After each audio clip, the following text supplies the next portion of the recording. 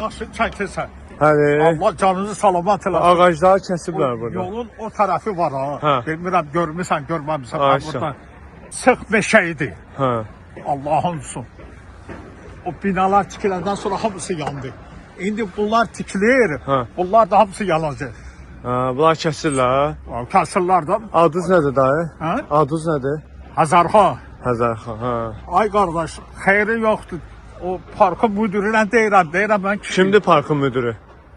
Tofiqdir, nədir? Aha. Deyirəm ki, ora o binanın yəsinə denə ki, ağaclar yanıb da keçib gedir. Yaşıllı salsın da, nə olar? Həm gözəlliyi verir, həm də o yaşayanlarda xeyri. Bunları kəsiblər ya. Deyir, mən onu eləyə bilmərəm. Deyirəm, niyə? Nə gedirsən də? Dedim, deyə bilmirsən, icra hakimiyyətindən şey elə.